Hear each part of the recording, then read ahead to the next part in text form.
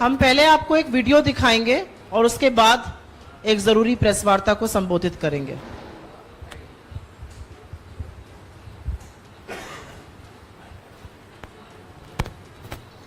और विनेश, ये तो मेरे ही परिवार की है। तो विनेश, मैं पूरे परिवार को तुझे जानता हूँ, सुबह दिन रात नहीं देख सकता।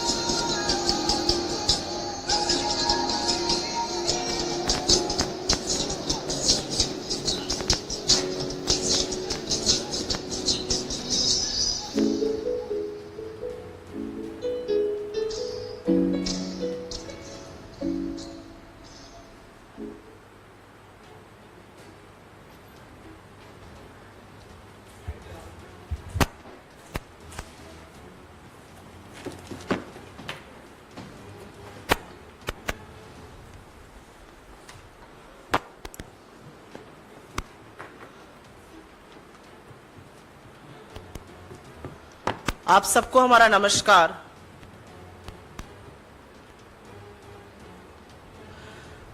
मेरे साथ मेरी मित्र और कोलीग महिला कांग्रेस के अध्यक्ष सुश्री नट्टा डिसूजा जी हैं, संजीव सिंह जी हैं। मुझे नहीं पता आपको ये वीडियो देखकर क्या लगा, लेकिन मैंने भी पहली बार पूरा वीडियो यहीं पर देखा।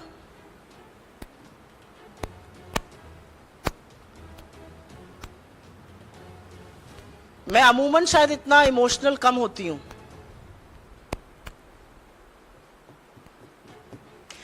इस देश की सबसे होनहार बेटियां,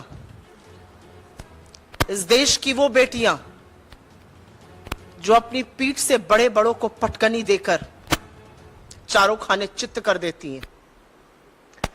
इस देश की वो बेटियां जब वो मेडल लाती हैं तो लोग लालायित होकर उनके साथ फोटो खिंचवाते हैं। उनको सड़कों पर ऐसे घसीटा जा रहा है कि वो मुजरिम हो। उनको सड़कों पर इस कदर बेइज्जत किया जा रहा है कि उन्होंने गलत किया हो। ये देश की वो बेटियां हैं जो इस देश के लिए ख्याति लाती हैं, जिनके पीछे मीडिया भागती है, जिनके साथ खड़े रहने में प्रधानमंत्री को भी गर्व का अनुभव होता है, जिनको वो ये कहकर संबोधित करते हैं कि तुम मेरे घर की बेटी हो, तुम्हें निराश मैं नहीं देख सकता हूं। आज इस देश में एक बहुत बड़ा इतिहास रचा गया। बहुत दुख हुआ ये देख के, लेकिन आज इस देश में बहुत बड़ा इतिहास रचा गया। इस देश में एक तानाशाह ने अपने राज तिलक का स्वांग रचा। इस देश में एक ऐसी संसद का उद्घाटन हुआ जहां लोकतंत्र को छोड़कर सब कुछ है। लेकिन सबसे स्याह इतिहास और आने वाला समय इसका साक्षी रहेगा कि जब एक तानाशाह अपना राज तिलक कर रहा था, तब हमारे देश की सबसे होनहार बेटियां इस तरह से घसीटी जा रही थी, मारी जा रही थी, डंडों से पीटी जा रही थी। स्याह इतिहास ये और भी है क्योंकि बेटियों का बलात्कारी उस सदन में मौजूद था। बेटियों का बलात्कारी उस सदन में मौजूद था, उसका सम्मान हो रहा था, और इस देश की बेटियों के ऊपर पुलिस टूट पड़ी थी। इनके छातियों पे मेडल रहता है, इनकी पीठ से वो पटकनी देती हैं। उन छातियों पर आज बूट थे, पीठ पर डंडे थे, और पुलिस उनको ऐसे खींच रही थी कि कोई वो दुर्दांत आतंकवादी हो।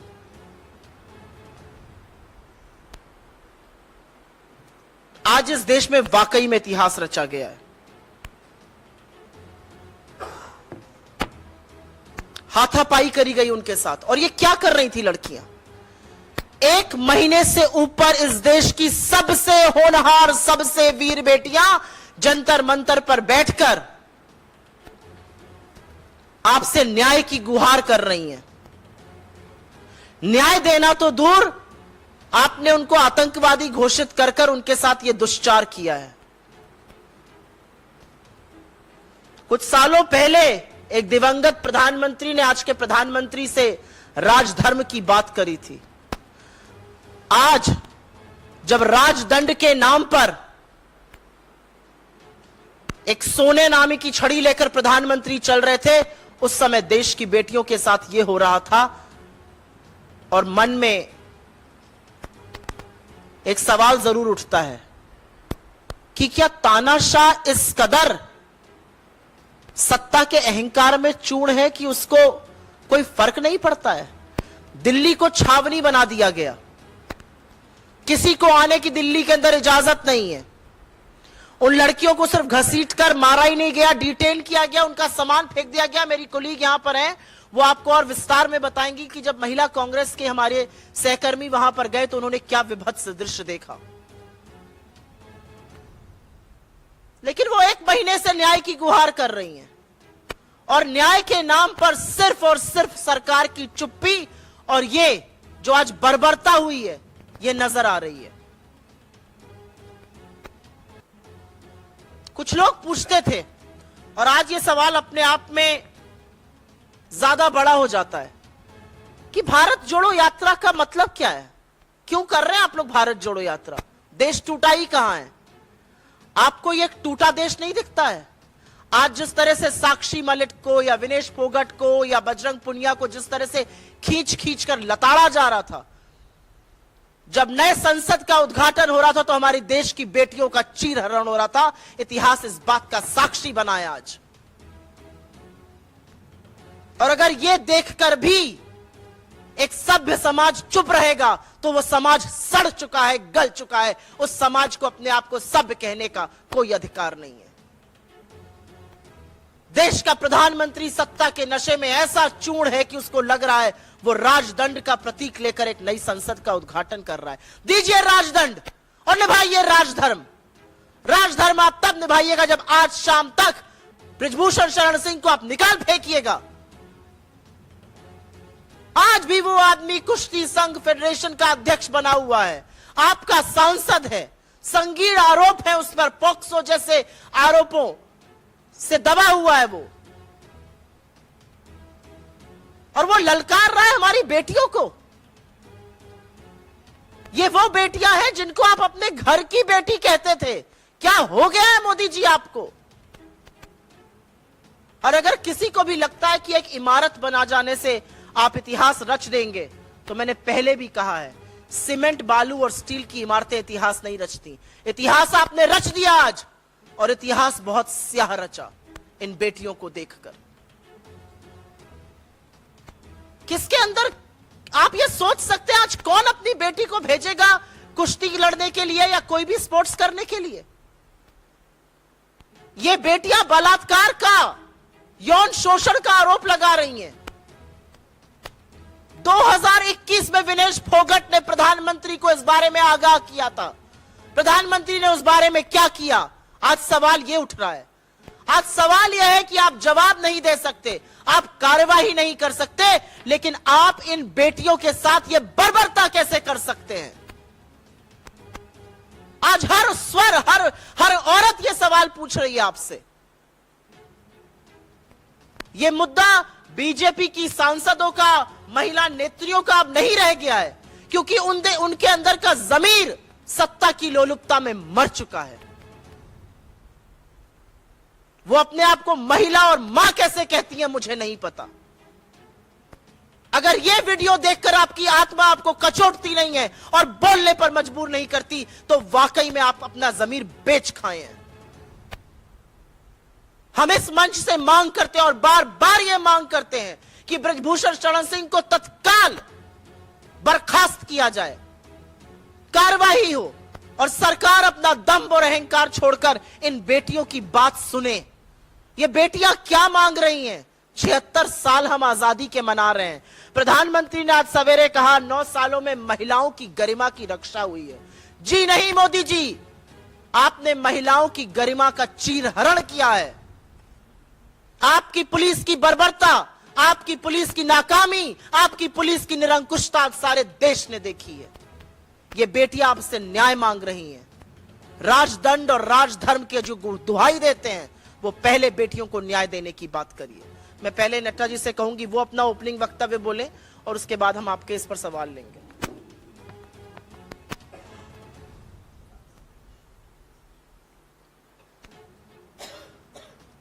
आज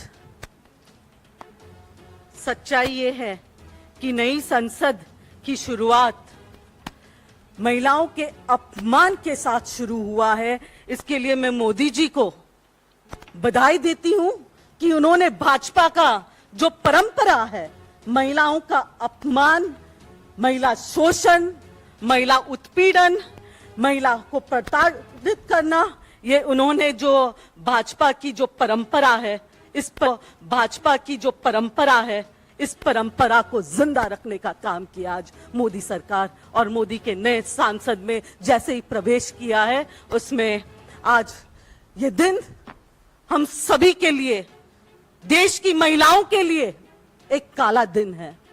क्योंकि जैसे मेरे साथी ने, सुप्रिया जी ने, उनकी एक एक लफ्ज में सच्चाई है। सच्चाई ये है कि जिस तरीके से देश की बेटियों के साथ, देश की गौरव के साथ, और दुख की बात यह है कि जिस इंसान ने एक बार कभी उनको गलती से बेटी पुकारा, कभी जिंदगी में कोई नहीं चाहेगा कि ऐसे लोग किसी को बेटी कह के पुकारे। उस बेटी के साथ और उन बेटियों के साथ जो हुआ है, वो आज किसी से नहीं छुपा है, देशवासियों से भी और देश के बाहर रहने वाले लोगों से भी नहीं छुपा है। आज का दिन भारतीय इतिहास में महिलाओं के लिए खास करके, जिस तरीके से भारत के गौरव को जिन बेटियों ने अपने सीने पे मेडल्स लेके आए, उन बेटियों के सीने पे पुलिस के जूते, उन बेटियों को रगड़ा गया, खींचा गया, और उन बेटियों के हाथ में देश का झंडा था। कोई तालिबानी नहीं थे वो लोग। देश के झंडा के साथ आज अपमान हुआ है। बेटियों के हाथ में झंडा था, झंडा तक गिर गया। बेटियों, अगर मैं दिल्ली पुलिस होम मिनिस्टर से पूछना चाहती हूं, देश के झंडा को ऐसे गिराने का उनका कोई अधिकार नहीं है। सबसे पहले उन सभी पुलिस लोगों पे, सभी पे, और जिन्होंने उनको वहां पे आदेश दिया है, उन पे कार्रवाई होनी चाहिए कि देश के झंडा को अपमान सरेआम, जिस दिन नई संसद का उद्घाटन हो रहा हो, देश के बेटियों के साथ साथ देश का झंडे का भी अपमान हुआ है, हमारे तिरंगे का अपमान हुआ है। जिस तिरंगे के लिए देश के लोगों ने, बहुत सारे स्वतंत्र सेनानियों ने आजादी लड़ाई लड़ी है, आज उन सभी की जो खून उन्होंने देश के लिए बहा है, उनका अपमान आज हुआ है। एक और इनका अपमान, और दूसरी ओर संसद के अंदर यही ब्रजभूषण। मैं पूछना चाहती हूं प्रधानमंत्री जी से कि क्या लोकतंत्र यही है? क्या आज एक अपराधी सदन के अंदर और दूसरी ओर बेटियों पे जो उनके आदेश के हिसाब से दिल्ली पुलिस ने किया है, क्या बेटियों के अपराधी बीजेपी सांसद की मौजूदगी लोकसभा के अंदर, नए लोकसभा के अंदर, क्या यही मोदी जी का न्यू इंडिया है? न्यू इंडिया के नाम पे लोगों को बेवकूफ बनाना बंद कर दे। देश की जनता, देश की महिलाएं, देश की बेटियों के लिए, देश की बेटियां जो हैं अब बहुत जल्द एक होने वाले हैं। और आज मैं यकीन के साथ ये कह सकती हूं कि देश के कोने कोने में जिन बेटियों ने ये देखा है, जिन माओं ने ये देखा है, वो कतई चुप नहीं बैठेगी। और यहीं से इन लोगों की, इस भाजपा सरकार की जो तानाशाही का अंत होने के जो दिन है वो नजदीक आ रहे हैं। ये देखिए, बेटी के साथ साथ देश के झंडे का अपमान, भारत के तिरंगे का अपमान है ये। भारत के तिरंगे का अपमान, भारत की बेटियों के साथ साथ देश की एक भी बेटी सहन नहीं करेगी। मोदी जी, मोदी सरकार, मैं इस प्रेस वार्ता के माध्यम से देश के कोने कोने में बैठे हुए बेटियां, माताएं और देश की जनता से कहना चाहती हूं, आज अगर ये बेटियां जो एक वक्त पे, जिनके लिए इसी प्रधानमंत्री जी ने रेड कारपेट वेलकम किया, आज अगर उनके साथ ये हो सकता है तो आम बेटी के साथ क्या हो सकता है। उठो, जागो, ये वक्त आ गया है। भगवान न करे कल ये हम में से किसी की बेटी हो या हम में से कोई हो, अब वक्त है एक होने का। बहुत धन्यवाद। और मैं आपको दोबारा से यह दिखा देना चाहती हूँ, जो विजुअल्स आपने स्क्रीन पर देखे, जैसा कि नड्डा जी ने कहा, ये संगीता और विनेश फोगट है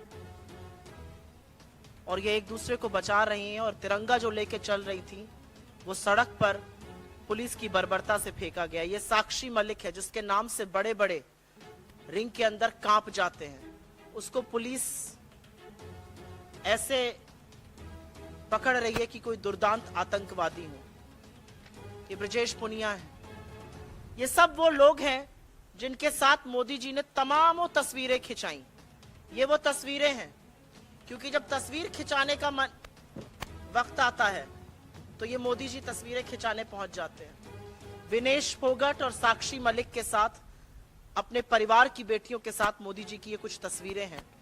मुझे नहीं पता कि मोदी जी ने आज के विजुअल्स देखे हैं कि नहीं देखे हैं, लेकिन एक बात ये सच है कि आज जो हुआ है इस देश में, आज जो हुआ है इन बेटियों के साथ, वो वाकई में एक काला दिन है। और इस बात का साक्षी है, आज इतिहास रचा गया है, सबसे स्याह इतिहास इन बेटियों के साथ।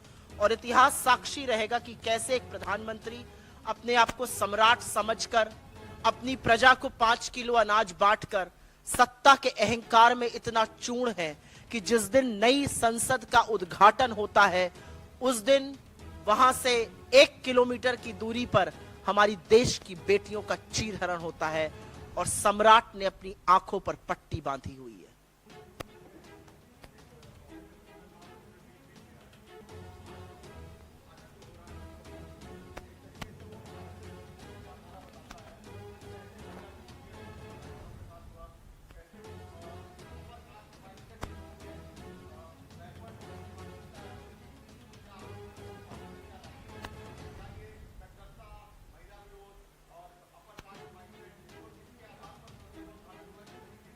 मुझे लगता है आज जो सबसे समर्पित भक्त है वो भी जब इन विजुअल्स को देख रहा है ना, जहां पर देश की बेटियां जमीन पर हैं, जहां पर देश की बेटियों के सीना पर बूट और लाठियां बरसाई जा रही हैं, वो भी ये कह रहा है कि ये सरकार महिला विरोधी है। जो संगठन महासचिव कह रहे हैं वो पूरी तरह से सच कह रहे हैं। ये महिला विरोधी हैं, ये शोषित वंचित समाज के विरोधी हैं, ये दलित विरोधी हैं, ये अनुसूचित जनजाति के विरोधी हैं।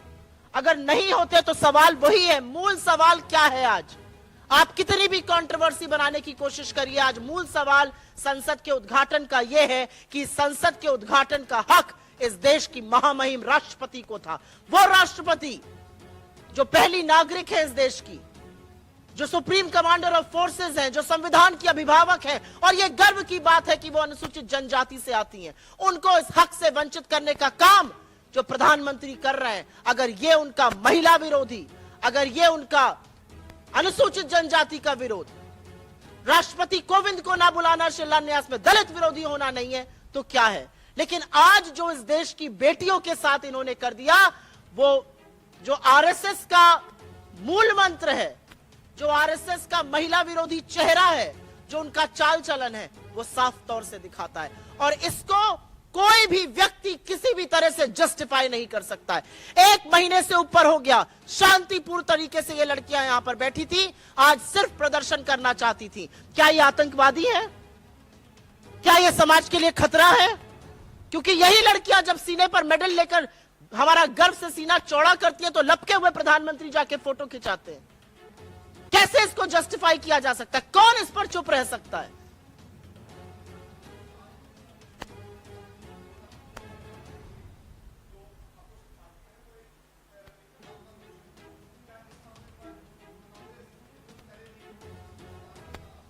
मैं इसका जवाब एक औरत होने के लिए दूंगी, मैं इसका जवाब कांग्रेस की प्रवक्ता होकर नहीं दूंगी। इसको राजनीति से मत जोड़िए, आपसे मेरा हाथ जोड़कर निवेदन है, मैं बिना ललोला आपसे कह रही हूं, इसको प्लीज राजनीति से मत जोड़िए।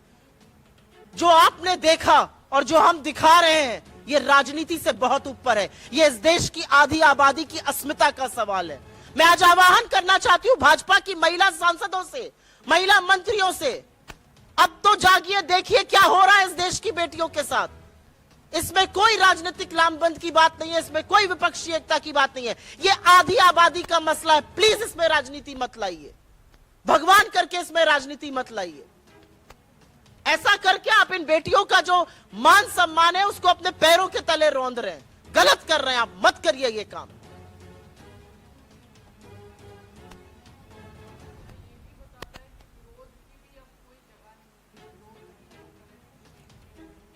मैं भी नेताजी को भी इस पर बोलने के लिए रिक्वेस्ट करती हूं।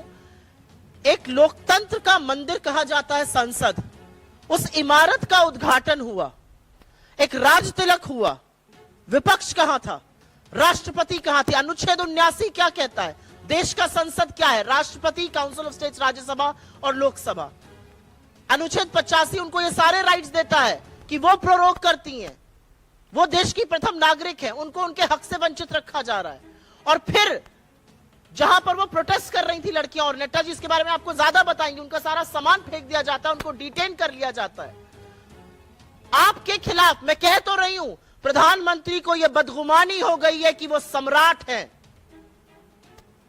वो सम्राट अपने आप को समझने लगे, तानाशाह अपने आप को सम्राट समझ के व्यवहार कर रहे हैं, फ्री का राशन प्रजा को बांट रहे हैं, महिलाओं के साथ ये दुष्चार करवा रहे हैं। जो गलत अगर उनके खिलाफ बोल दे तो उसको उनकी पुलिस रौंद देती है, फिर वो महिला हो, पुरुष हो, देश की होनहार बेटियां हो, हमारी खिलाड़ी हो, हमारी पहचान हो, उससे कोई मतलब नहीं है। तो बिल्कुल कहां है प्रोटेस्ट की जगह? क्या है उस लोकतंत्र के मंदिर की आत्मा जहां पर समूचा विपक्ष नहीं था? आप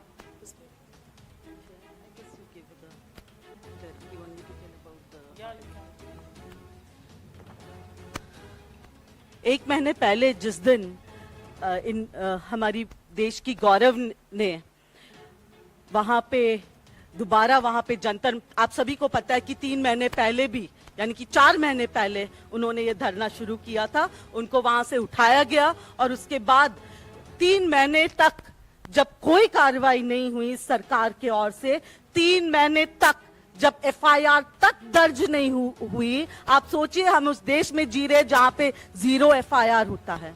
जब कोई एफआईआर दर्ज नहीं हुई 3 महीने तक, उसके बाद देश की बेटियां और साथ ही बजरंग बली वाला बजरंग पूनिया, हमें बजरंग बली पूनिया पे गर्व है कि उन्होंने बजरंग बली होने का फर्ज अदा किया, हनुमान बने वो हमारी इन बेटियों के लिए, देश की गौरव के लिए। और इन्होंने दोबारा 1 महीने पहले यहाँ पे धरने पे बैठ गए थे। उस दौरान क्योंकि पहले उनको कोई भी 3 महीने तक उनको गुमराह करते गए, तो इन लोगों ने, देश के रेसलर्स ने ये मंच सभी के लिए खोल दिया, कोई भी सभी राजनीतिक पार्टीज के लिए भी। आप ये नोट कीजिए, पहले जब वो 4 महीने पहले जब वो धरना पे थे, तब उन्होंने सारे राजनीतिक पार्टियों से रिक्वेस्ट की थी कि वो इससे दूर रहे। 1 महीने पहले जब मैं उनको मिलने गई, जब उन्होंने ये मंच खोला, जिस तरीके से साक्षी ने पूरा मुझे उनके साथ क्या होता है, क्या हुआ है, कैसे ये पूरा गंद वहां पे फैला है, उन सभी के बारे में मुझे पर्सनली बताया साक्षी ने। मेरे रोंगटे कांप उठे। मैं यकीन नहीं कर पा रही थी कि जिस देश की बेटियों पे वो मेहनत भी करते हैं, मेडल्स भी जीत के आते हैं, और उस दौरान उनके साथ जो हुआ है वो शर्म की बात है।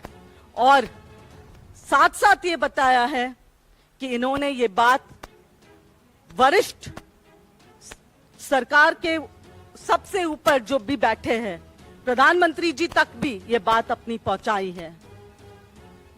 अब 1 महीने लगातार ये बेटियां जो है वो धूप में बैठे हैं वहां पे।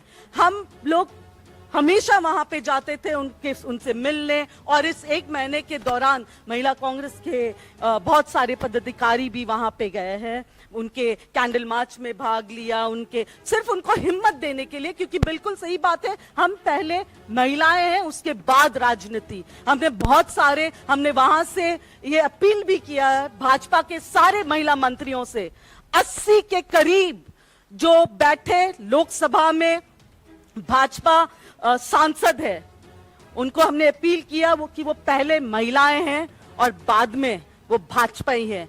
उनसे रिक्वेस्ट किया गया कि वो आए और इस यहाँ पे देश की बेटियों की बात सुने। पर दुख की बात है, ना स्मृति ईरानी जी, ना निर्मला सीतारमण जी, ना एक भी भाजपा सांसद ने वहां पे आके इन बेटियों की बातें ना सुनने की हिम्मत दिखाई, ना उन्होंने आके उनको जो एक संवेदनशीलता होनी चाहिए इनमें, ना उन्होंने ये किया है।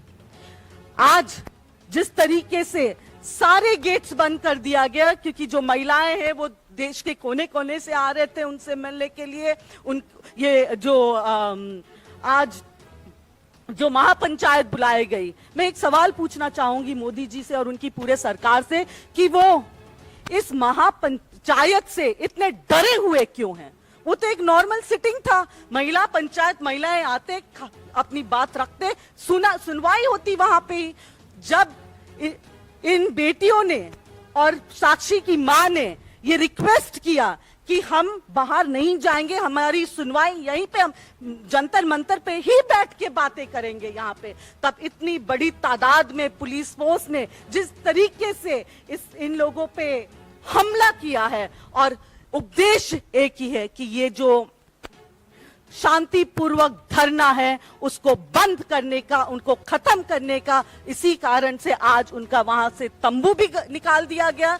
जंतर मंतर जो एक जमाने में एक पूरा सड़क हुआ करता था जहां पे लोग आराम से जाके वहां पे अपना आक्रोश दिखाते थे, एक ऐसी सड़क है जंतर मंतर जहां पे लोग वहां पे जाके अपने धरनाएं करते थे, आज वो जंतर मंतर 100 मीटर के अंदर इन्होंने सीमित कर दिया। ये दिखाती है कि ये सरकार लोगों के जो विरोध भी जताने का जो अधिकार है वो उसको खत्म कर रहे हैं।